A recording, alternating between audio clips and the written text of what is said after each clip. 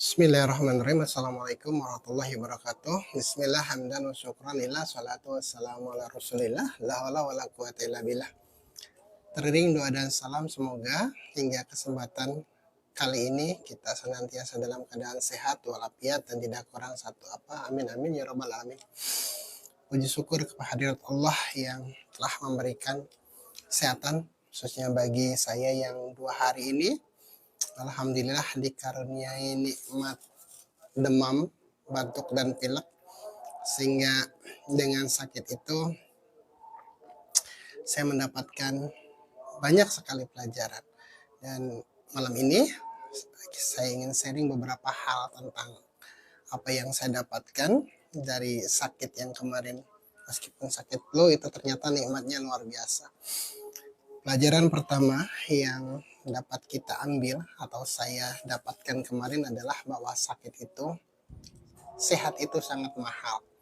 Kenapa kemudian sehat saya katakan mahal? Karena dengan flu saja, dengan pilek saja, dengan batuk saja, itu saya harus ke dokter, yang di dokter itu ketika diperiksa tidak lebih dari 10 menit saya diperiksa.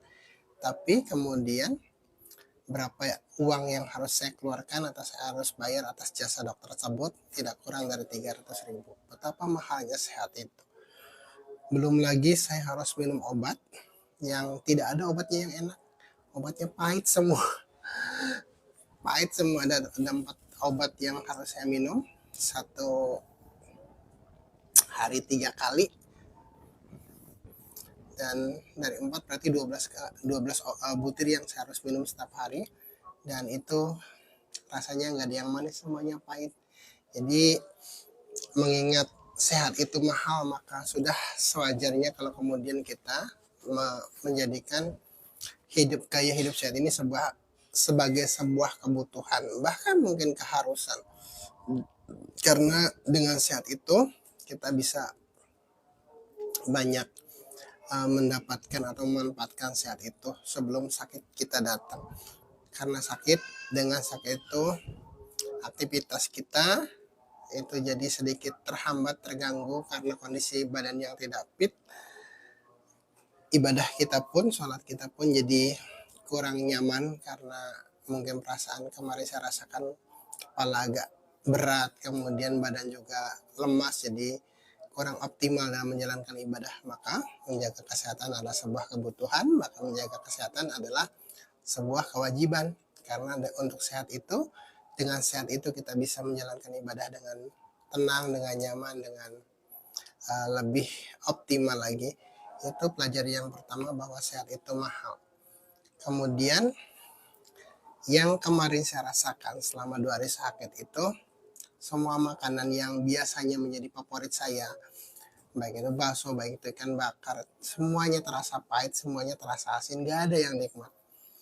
Jadi mau buka, mau sahur tuh serba salah, mau buka pakai apa, mau sahur pakai apa, karena rasanya nggak ada yang enak, nggak ada yang nyaman. Semuanya terasa hambar karena lidah kita, karena kondisi badan saya waktu itu sedang tidak baik-baik saja. Dan mungkin itu pun akan sama dirasakan oleh teman-teman ketika kita sedang sakit. Bakso yang biasanya jadi makanan favorit kita jadinya hambar. Ikan bakar yang tadinya enak juga terasa biasa-biasa saja. Sate yang sedemikian nikmat pun serasa tidak bukan daging lagi. Mungkin buah-buahan durian yang enak wangi pun akan terasa tidak enak karena kondisi badan kita sakit. Jadi ketika kita sakit itu ya semuanya jadi nikmat kita semuanya berkurang. Itu setidaknya 2 pelajaran itu. Nah, itu ketika jasad kita sakit. Ketika saya sakit flu, sakit batuk atau meriang, saya segera ke dokter. Hanya sayangnya saya dan mungkin juga teman-teman sering abai, sering tidak aware ketika batin kita, ketika rohani kita sakit. Kalau jasad kita sakit mah kita udah langsung segera berobat ke dokter, langsung minum obat, langsung kemudian kalau capek ya dipijit, kalau kemudian lelah ya minum jamu. Tapi kita kadang, saya sering abai khususnya ketika batin kita, rohani kita itu juga mengalami sakit.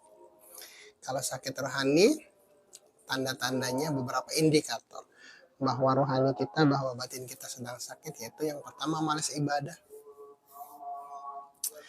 Jadi kalau kalau batin lagi nggak nyaman itu ibadah tuh malas banget, mau sholat ditunda-tunda, mau ngaji berat, mau ke taklim berat, mau ke melakukan hal-hal yang bersifat ibadah itu rasanya berat banget. Itu salah satu indikator bahwa batin kita, bahwa rohani kita sedang sakit. Tapi yaitu kita abai. Kalau kita ngerasa sholatnya entar-entar, sholatnya ditunda-tunda, biasa. Karena memang kita biasanya seperti itu.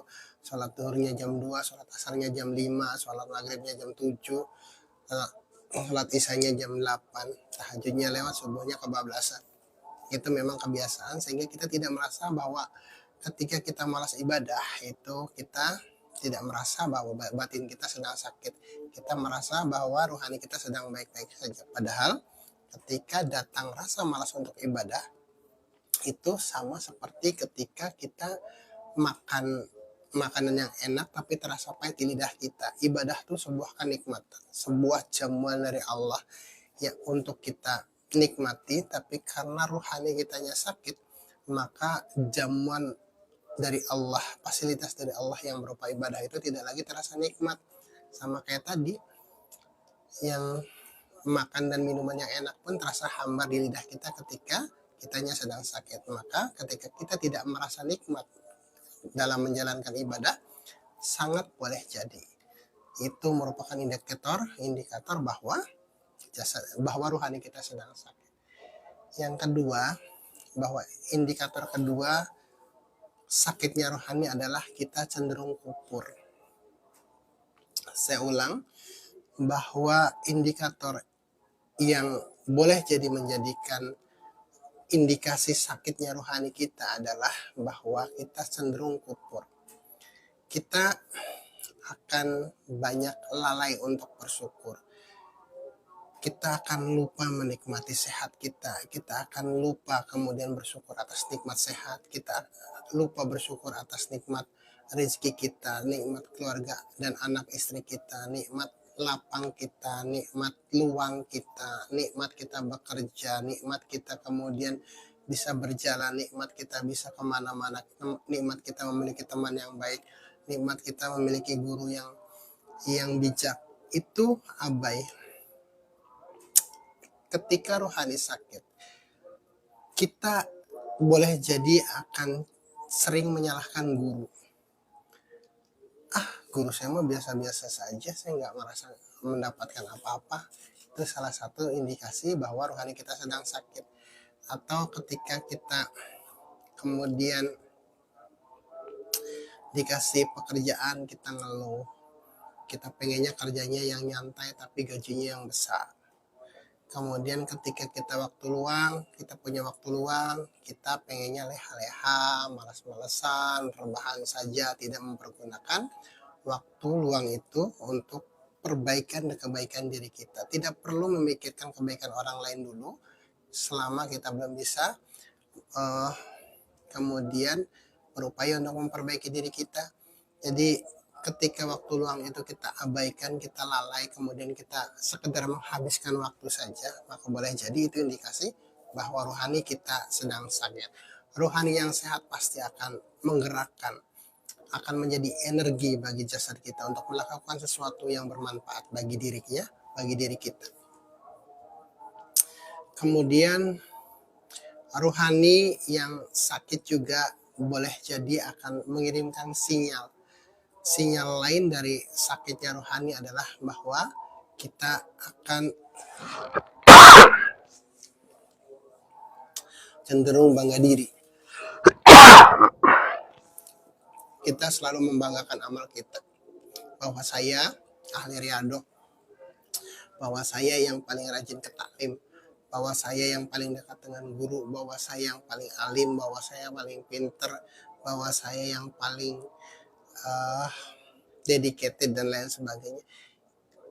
Ucapan atau ungkapan-ungkapan ekspresi seperti itu merupakan sebuah ilustrasi, sebuah gambaran bagaimana rapuhnya rohani kita, bagaimana sakitnya rohani kita. Karena rohani yang sehat pasti akan menyadari bahwa ilmu yang ada pada kita bukanlah ilmu kita semata. Ilmu adalah sebuah amanah yang Allah titipkan kepada kita untuk kita bagikan kepada sesama, untuk kita ajarkan, juga kita amalkan. Kemudian ketika kita rajin taklim, rajin datang ke majelis, bukan kemudian membanggakan diri bahwa saya yang paling rajin, yang paling alim. Justru kedatangan kita ke majelis taklim, kedatangan kita ke masjid, kedatangan kita ke majelis zikir itu sebagai motivasi untuk mendidik diri kita agar layak untuk bersanding dengan orang-orang yang sama-sama berjalan menuju Allah. Jadi bukan untuk nih saya yang paling baik, nih saya paling hebat. Tidak seperti itu. Orang yang rohaninya sehat pasti akan menjauhi sifat-sifat ujub, takabur, sombong, dan lain sebagainya. Dan lagi sayangnya ketika rohani kita sedang sakit seperti itu, kita abai, kita tidak aware, kita tidak mau tahu. Bahkan meskipun mungkin kita sudah merasa, tapi kita anggapnya biasa-biasa saja. Kita tidak merasa bahwa kita sedang sakit. Bagaimana kemudian kita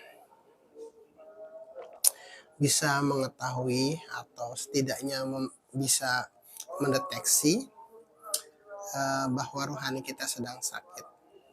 Kalau tadi sakit jasad itu kita perginya ke dokter, kita berkonsultasi ke dokter, maka sejatinya sakit rohani kita itu bisa dideteksi bukan sekedar hanya ke dokter, tapi jauh lebih luas, lebih banyak yang bisa kita jadikan cermin untuk dijadikan alat untuk mengukur sakit tidaknya rohani kita. Bagaimana caranya? Kalau kita ingin mengetahui sehat tidaknya rohani kita, jadikan partner kita, baik istri atau anak kita, baik itu kolega kita, atasan maupun bawahan kita, sebagai partner kita, sebagai cermin kita untuk memberikan sinyal, memberikan gambaran apakah rohani kita sedang sakit atau tidak. Kalau misalkan dengan istri bicara kita nyaman, istri pun menerimanya nyaman. Kemudian dengan anak, bagaimana kita memerintah atau minta tolong ke anak pun dengan nyaman, anak menjalankan dengan aman, insya Allah saat itu rohani kita sedang sehat. Karena rohani yang sehat akan melahirkan kata-kata yang bagus, kata-kata yang bermutu, kata-kata yang baik, sehingga kemudian bisa diterima oleh orang lain, oleh siapapun yang mendengarnya, dan insya Allah akan mau melaksanakannya berbeda. Ketika rohani kita sedang sakit, katakanlah kita sedang kesal, entah kesal kepada siapapun, tiba-tiba ketika kondisi hati kita, kondisi rohani kita sedang kesal, keluarlah ucapan yang menurut kita biasa-biasa saja, tapi terdengar oleh yang mendengarnya itu tidak nyaman. Terdengar oleh istri kita seperti membentak, terdengar oleh anak kita seperti menghardik, terdengar oleh teman kita seperti nyinyir, dan lain sebagainya. Itu karena kondisi rohani kita sedang sakit. Meskipun kita tidak merasa sakit, pasti yang akan keluar itu sesuatu yang tidak baik. Kayak gelas teh ini, kalau isinya teh pasti akan keluarnya teh. Tidak mungkin gelas bersih teh kemudian berubah yang keluar jadi sirup. Begitupun hati kita, kalau hati kita isinya nih kesel, dongkol, marah, dendam, benci, kemudian kesel, kemudian hal-hal yang negatif, yang keluar pasti itu. Dan kita bisa lihat tuh bagaimana respon partner kita, respon dari orang yang kita ajak bicara, orang yang kita ajak bergaul itu.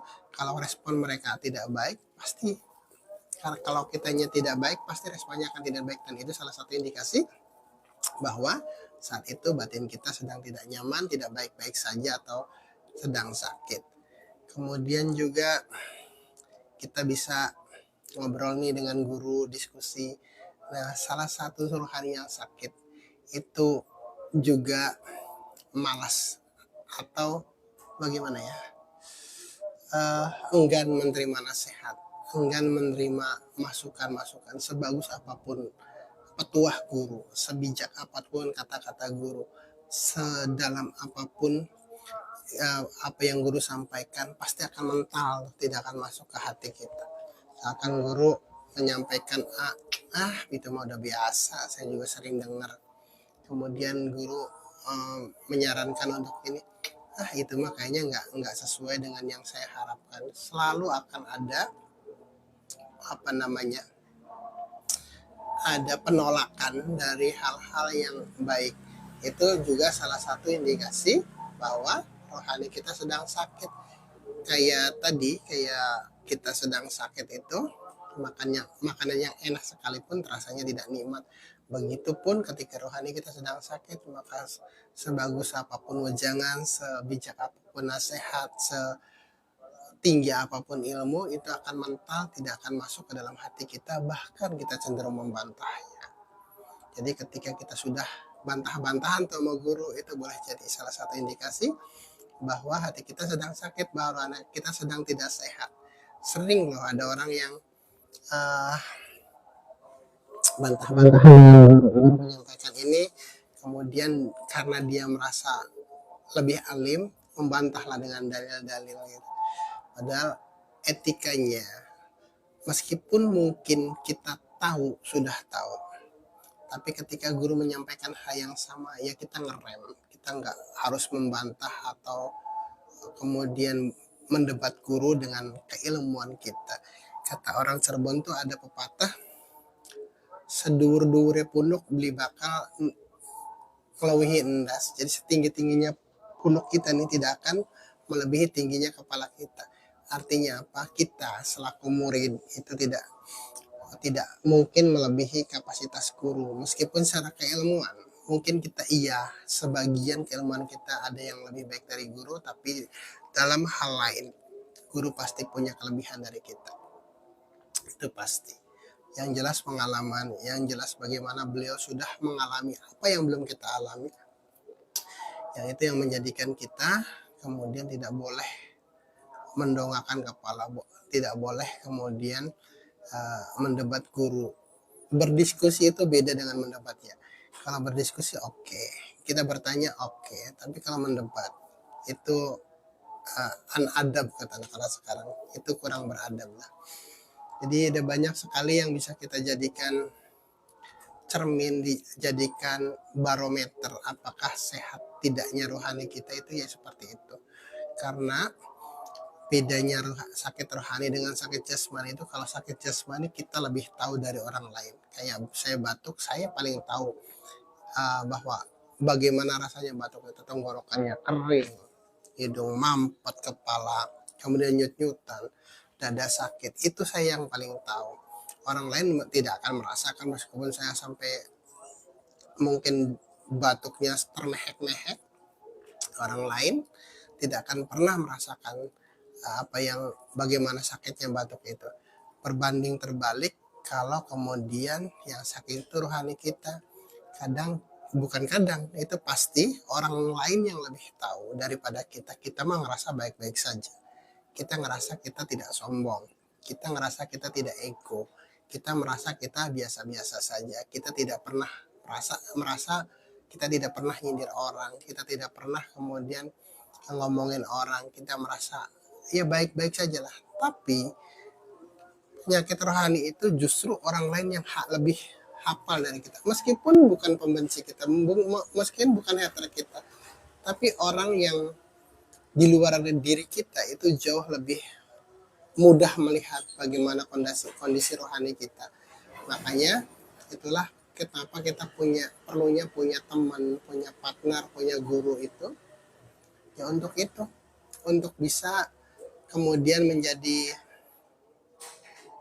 controller, menjadi orang yang bisa mengontrol kita, setidaknya menegur kita, menasehati kita ketika kita lalai, menegur kita ketika kita lupa, mengarahkan kita ketika jalan kita berbelok-belok, menuntun kita kemudian ketika kita lemah, menunjukkan jalan kemudian ketika kita tidak tahu. Itu perlunya guru, itu perlunya teman, yang dengan itulah kemudian kita bisa terus memperbaiki kondisi rohani kita. Karena itu tadi, kalau sudah sakit jasmani saja sudah sedemikian mahal, sakit rohani itu sebenarnya jauh lebih mahal, sebenarnya jauh lebih berat ketika orang sudah terindikasi mengalami penyakit rohani. Karena penyembuhannya susah karena merasa tidak sakit. Orang mau ke dokter, orang mau berobat tuh karena dia sadar bahwa dia sakit. Tapi ketika terjangkit penyakit rohani, orang itu tidak merasa sakit, maka susah diobati. Jangan sombong. Enggak kok, gue nggak sombong, gue biasa-biasa aja. Ya kalau udah ngomong kayak gitu, apa yang harus diobati? Kemudian ketika kamu jangan begitu, itu salah. Enggak, menurut saya ini benar. Nah, itu susah untuk diobatinya. Makanya berhati-hatilah dengan rasa kita, dengan rohani kita, dengan batiniah kita, dengan hati kita. Karena kalau sudah sakit, apalagi kemudian sudah menahun sakitnya, sudah berkarat, itu ya susah lah benerinya. Dan mumpung bulan Ramadan, mumpung momen yang indah, yang bagus, kita kemudian coba menggali, coba berkaca, coba bercermin, coba bertafakur, apakah kemudian rohani kita ini sehat dan baik-baik saja, atau ada di sana penyakit-penyakit yang mungkin selama di luar Ramadan kita abai, mungkin selama di Ramadan kita tidak peduli, mungkin selama di luar Ramadan kita tidak terlalu aware dengan penyakit kita. Nah, di momen ini, di saat kita memang momennya ditarbiyah, dididik, dilatih, dan di training untuk mengenali rohani kita, ya coba kita dengan jujur mengenali apa sih yang ada di hati kita itu. Itu yang kemarin kita sempat ngobrol bahwa salah satu tarbiyah di Ramadan ini adalah tazkiyatun an-nafs, pembersihan jiwa kita. Nah, kalau untuk bersih-bersih, tentu kita harus tahu dulu nih spotnya di mana yang kotor. Kalau kita misalkan mau membersihkan baju, ya secara umum baju itu dicuci, tapi ada bagian-bagian yang memang perlu penanganan khusus lah, kayak bagian kerah kalau di baju itu, atau bagian lengan, atau bagian apa. Nah, di hati kita pun ada bagian-bagian yang meskipun secara umum Ramadan ini akan tarbiyah rohani kita secara global, tapi di sana kita bisa menyadari yang harus segera kita lakukan pembenahan dan pembersihan itu di mana. Apa sisi kesombongan kita, apa sisi ego kita, apa sisi kekikiran kita, apa sisi kekufuran kita. Nah, ketika kita mengenali, kita bersihin satu-satu. Sekali lagi, ini momennya momen yang sangat tepat. Dan itu tadi, kalau kita belum tahu titik mana yang harus kita bersihkan, yang harus kita tata, yang harus kita rapihkan, yang harus kita benahi, maka kita akan menganggapnya ya sudah bersih. Tapi ketika kita semakin dalam, semakin detail, kita meneliti bagian mana rohani kita yang harus segera kita benahi, maka itu yang sangat memungkinkan kita untuk bisa bersih-bersih secara baik dan benar. Jadi bersih itu, yang namanya bersih itu sebuah hasil dari sebuah aktivitas. Kayak baju kita bersih itu karena hasil dicuci. Nah, untuk nyuci itu ada caranya, ada alatnya, kemudian ada yang ngasih tahu bagaimana caranya. Jadi kalau untuk membersihkan jiwa pun seperti itu. Jiwa yang bersih, rohani yang sehat itu sebuah hasil dari sebuah aktivitas. Aktivitasnya apa? Ibadah. Ibadah itu caranya gimana? Ibadah yang benar itu seperti apa? Agar kemudian bisa membenahi hati kita. Itu namanya thariqah, cara. Thariqah itu bukan sesuatu yang aneh. Thariqah itu cara, metode untuk membersihkan. Nah, untuk membersihkan itu ada caranya, perlu alatnya. Kalau mencuci baju perlu sabunnya. Nah, sabun ini, alat ini itu bisa berupa ibadah, baik sholat, baik zakat, baik saum, atau zikir. Itu alat untuk membersihkan.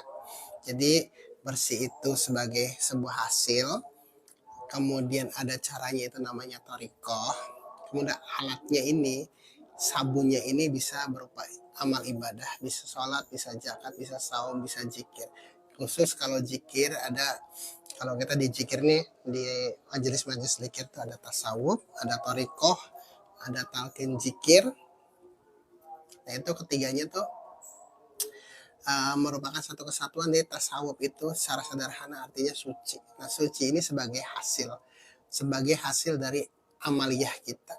Nah amaliyahnya caranya itu, amaliyahnya disebut thariqah. Cara untuk membersihkan hati itu disebut thariqah. Nah alatnya apa? Zikir. Alatnya zikir. Zikirnya apa? Ya zikir itu alat untuk membersihkannya, itu kayak sabunnya lah. Nah kalau untuk membersihkan baju saja ada caranya. Kalau meskipun pakai mesin cuci itu harus tahu. Saya yang jarang-jarang nyuci itu nggak tahu harus takaran airnya berapa, kemudian berapa lama diputarnya, kemudian setelah itu dibilasnya bagaimana, kemudian mengeringkannya gimana. Itu cara, itu metode, itu thariqah mencuci baju. Jadi thariqah itu sekali lagi cara, bukan sesuatu yang aneh. Cara mencuci baju itu bahasa Arabnya thariqah mencuci baju. Nah kalau zikir ya thariqah zikir, ada kaidah-kaidah zikir yang harus dijalani oleh para pengamalnya agar kemudian zikirnya zikir beneran, bukan zikiran. Ya kayak samalah kayak gitu, saya mencuci baju, kalau sekedar mencuci baju mungkin saya kebanyakan sabun, mungkin terlalu lama muternya, kemudian cara bilasnya saya nggak tahu. Zikir pun kayak gitu, kalau nggak ada bimbingan, kalau nggak ada yang ngarahin, boleh jadi zikir kita jadinya kurang maksimal.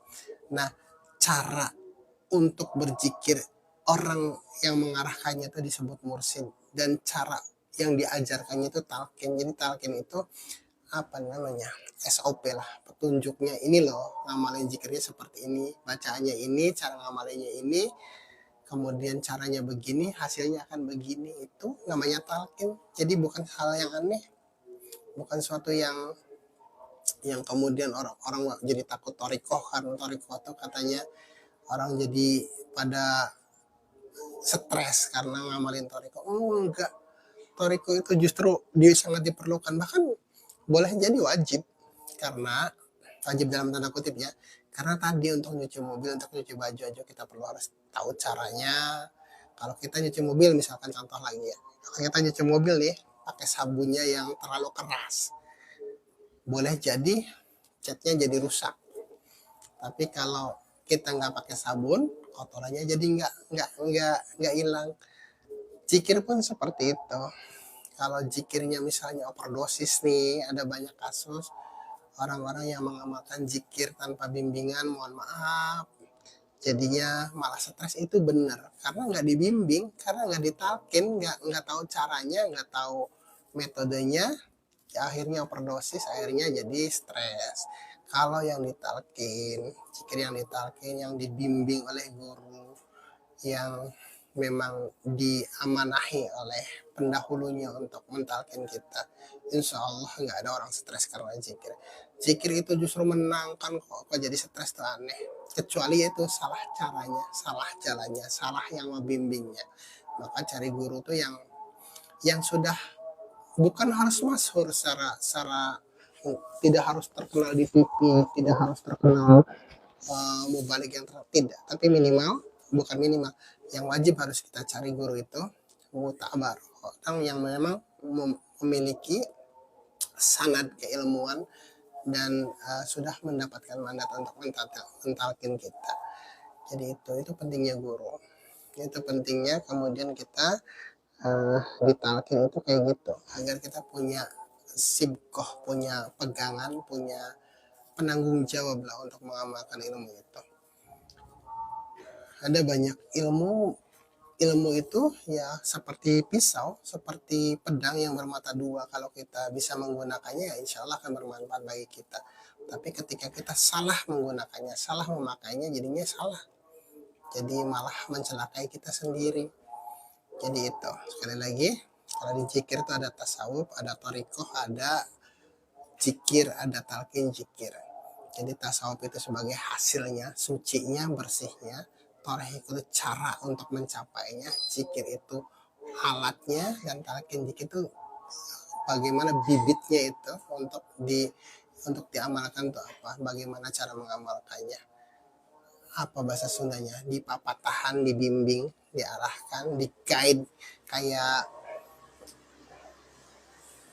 apa ya, kalau saya nggak pernah ikut kursus mobil, jadi saya mungkin gambarin seperti ini, kayak kita pengen belajar nyetir mobil lah, itu kan di sebelah kita tuh ada yang bimbing tuh, anak saya kebetulan ikut, ada yang bimbing, ada yang bagaimana ngangkat gas, bagaimana nekan gas, bagaimana ngangkat kopling, bagaimana posisi tangan di setir itu, kira-kira kalau jarak sekian tuh berapa ke depan, berapa kiri, berapa ke kanan, bagaimana berbelok, bagaimana mundur, seperti itu talqin.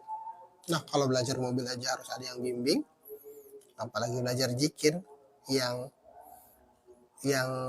jauh lebih krusial, yang jauh lebih penting, yang jauh lebih apa namanya, yang lebih memerlukan bimbingan dari sekedar kita belajar mobil, kita belajar nyuci, kita belajar ilmu-ilmu umum seperti matematika atau belajar bahasa Inggris.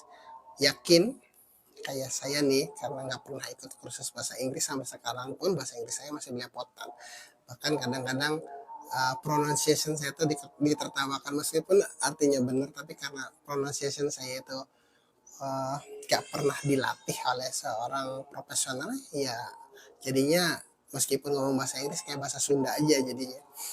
Nah, begitulah ilmu hati, ilmu rohani, ilmu zikir khususnya perlu pembimbing, perlu pelatih agar kemudian kita kayak bahasa Inggris tuh pronunciation-nya tepat. Kalau di zikir tuh ketukannya tepat. La ilaha illallah, la ilaha illallah. Enak, nyaman. Jadi tidak ngagerowok apa ya, tidak asal keras, tidak asal kencang, tapi kemudian ada makna-makna kenapa zikir itu dilapatkan seperti itu, kemudian bagaimana iramanya. Jadi akan enak, akan nyaman kalau kita tahu bagaimana caranya. Balik ke contoh lagi untuk bisa memberikan apa ya, gambaran yang mungkin lebih luas, kayak penyanyi itu sebenarnya kata-kata yang disusun dari lagu itu ya kata-kata biasa, tapi ketika diiramakan, intonasinya tinggi rendahnya, nadanya gimana, kemudian kapan harus pakai suara dalam, suara tenggorokan atau apa, itu jadi enak, jadi nyaman. Nah, zikir pun kayak gitu, ketika kita kena ruhnya, kena pas lah ketukannya, itu akan nyaman sekali. Beda kalau kita nyanyi nih, kayak kita bukan penyanyi, kita kemudian asal nyanyi saja, meskipun baitnya sama, meskipun syairnya sama, pasti kedengarannya justru bukan nyaman, akan memekakan telinga orang kan. Tapi ketika dinyanyikan dengan penuh perasaan, dengan irama yang tepat, orang bisa nangis hanya karena nyanyian.